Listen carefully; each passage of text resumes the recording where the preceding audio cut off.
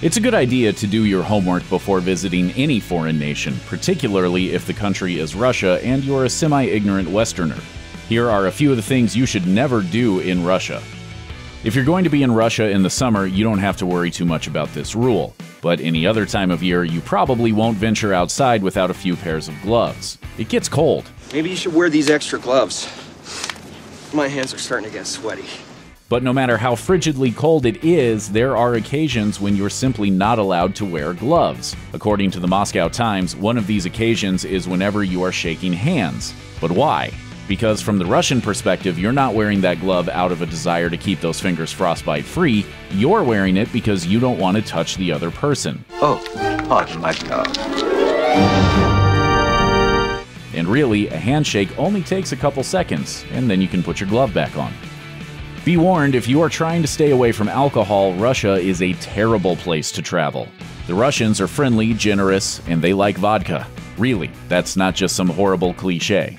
So when you go to Russia, expect to be offered a drink. And according to PRI, when you go to Russia, don't expect that you can just say, "No thank you, I don't drink." That's because no one will sympathize with you or understand that for some people, alcohol is a life-ruining force of destruction. They'll just think you're being insufferably rude.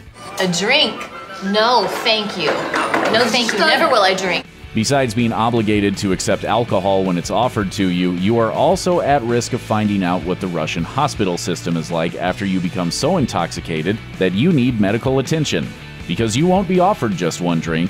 For that reason, nursing your drinks while you're in Russia is a really good idea. If you ever let your glass get down to less than half full, expect a refill regardless of what other commitments you may have. Would you like a glass of wine? No thanks. I never drink when I fly. Russians can be really superstitious people. A 2013 poll found that more than half of the Russians surveyed believed in things like omens, astrology, prophetic dreams, and bad luck. One such superstition has to do with empty bottles. Specifically, empty bottles that once had alcohol in them. According to the Moscow Times, Russians believe that an empty bottle left sitting on a table is an omen of financial hardship or maybe even grief and suffering. Don't worry though, no one expects you to get up and deposit it in a recycling bin or anything. Traditionally, you just put it on the floor. Very nice. No one is sure where this superstition came from, but it's thought that soldiers brought it back from France after the Napoleonic Wars. When eating in Parisian restaurants, the Cossacks figured out that their waiters would charge them for the empty bottles on their table rather than for the full bottles they got from the bar. So they started leaving a few bottles on the floor to lighten the bill. Most Western superstitions about bad luck are specific to the person who offended the tradition. Everyone else is usually spared. Walking under a ladder, for example, is a solo transgression. So is opening up an umbrella indoors or spilling salt. But in Russia, violating the rules of superstition sometimes means dragging everyone else down with you. So that's why you really do have to know all the Russian superstitions before you spend time there. According to Enjoy Russian, you should never whistle indoors because, for whatever reason, whistling is associated with financial hardship. It's especially bad form to whistle in someone else's house because it's not just you who might suffer financial misfortune, but also your hosts.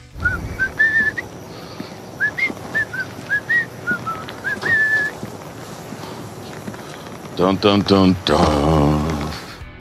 This is really just common sense no matter what country you're in. Whenever you're invited to someone's home, you should bring a bottle of wine or a nice dessert to share with your hosts. According to Russia Beyond, when you're invited into a Russian home, you're also expected to bring something with you, typically a food or drink item that will be served with the meal. Make sure it's something you actually enjoy. If you're not a wine drinker and you brought a bottle of wine, your host might be annoyed at you for refusing to partake. There are some other do's and don'ts that household guests have to remember. For example, do bring alcohol, but don't bring vodka because your host might think you're insulting them. Do bring flowers for any women in the house, but not yellow flowers or flowers in even numbers. If there are children in the home, it's customary to bring something for them too, like a small treat or a fun activity. And maybe take notes, because that's way too much to remember. Brought you some stuff. Whoa, I love stuff. Goodies! In Russia, chivalry has never gone out of style. According to Russia Beyond, the Russians believe that a man has a responsibility to help a woman out when he sees her carrying something heavy. If you're a woman traveling in Russia, it's a good idea to just accept the help when it's offered. The Russians don't mean to imply that you can't take care of yourself, they're just genuinely trying to help. If you're a man traveling in Russia and you see a woman struggling with something heavy, you should also offer to help. And if she's your traveling companion, you're probably not going to make many good impressions with the locals if you let her carry her own luggage. You've almost certainly seen this play out in TV shows and movies. Person A offers to do some kindness for Person B. Person B refuses, and Person A says the magic words. Please, I insist. In Russia, this is all part of the tradition of gift giving. According to World Speaking, when someone in Russia offers you a gift, you should never, ever accept it outright, even if it's something you really need. If the person is really serious about giving you a gift, he or she will offer a third time, and at that point, it's probably okay to say yes. But it's definitely not polite to just jump on the offer immediately. You must at least make a show of being unwilling to accept the gift, so the other person can make a show of being willing to give it to you. In the West, especially in America, we love to talk about politics, and we especially love to criticize our government and our politicians. America's wealthiest hemorrhoid. America's walking, talking brush fire. Rome burning in manfall. An ill-fitting suit full of chickens coming home to roost. See, no big deal. But if your destination is Russia, Travel Mono recommends keeping any criticism of Russian politics that you might have tightly under wraps. So no comments about Russian election interference, don't mention Crimea, and definitely don't make fun of shirtless Putin on a horse. Russians are also very patriotic, but to them, patriotism means not making fun of or criticizing the government and its leaders because that's not being a good citizen, and also because the government might not like it. At which point the KGB would arrest you and send you to Siberia. It's a good thing Russia doesn't exist anymore. And it's especially obnoxious to them when a pretentious Westerner shows up, eats all the food, sees all the sights, and complains about Putin. So if you want to enjoy yourself and make a good impression, just don't do it. Russians don't believe in wearing shoes indoors. In that way, Russia is similar to a lot of Asian countries, where shoes are always taken off when you enter a living space. It actually makes a ton of sense, really. You wear your shoes all day long, stepping on who knows what. You don't want to track any of that into your house. It kind of seems strange that it hasn't actually dawned on all cultures how gross it is to walk around the house in your shoes. What? You didn't take your shoes off. Okay, I'm taking the shoes off. Okay, buddy, I'm taking them off. See, they're off. Your shoes are off. Okay. According to Russia Beyond, you should always leave your shoes in the hallway whenever you walk into a Russian home. Most Russians keep slippers on hand specifically for their guests because putting your feet where someone else's sweaty athlete's foot covered toes have been is only marginally less gross than tracking germs all over the house. After a long, hard day of sightseeing, being forced to drink alcohol, and not saying anything bad about Vladimir Putin, you might be looking forward to jumping on the metro just so you can sit down for a few minutes. Not so fast, though. On a crowded train, there's always going to be someone who needs that seat, and in the eyes of the Russians, it is terribly selfish for you to assume that it's you, unless you fall into one of the following categories. You are elderly, you are disabled, you are a child, or you are pregnant.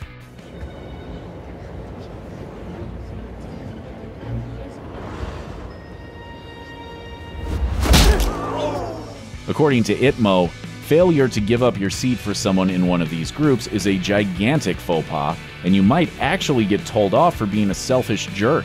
That's totally not worth resting your feet for a few minutes.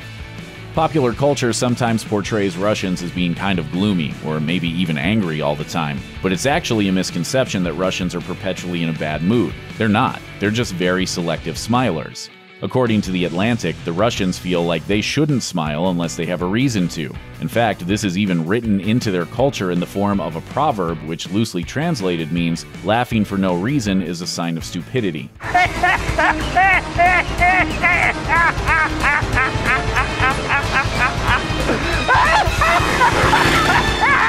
So smiling at strangers is considered weird and uncouth, and maybe even disingenuous. Instead, the Russians believe that you should reserve your smiles for your family, friends, and occasions when you have a good reason to smile.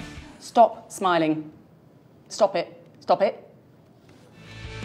For the most part, Russia is a friendly and hospitable place, but according to Russia Beyond, the Russian police can stop anyone at any time for the sole purpose of checking papers, just like in every movie you've ever seen where American travelers get into trouble in countries that aren't the USA. And yes, police do tend to do this based on profiling. If you don't look like a Russian, you're probably going to get stopped. And if you don't have your passport, you might even be taken into custody. Also, you'll probably soil yourself because you won't have any idea why you're being taken into custody because you don't speak Russian. The Russian police can hold you for up to 3 hours while they try to figure out who you are, and that can seriously interfere with your plans. So don't leave your passport in the hotel because you'd rather travel light.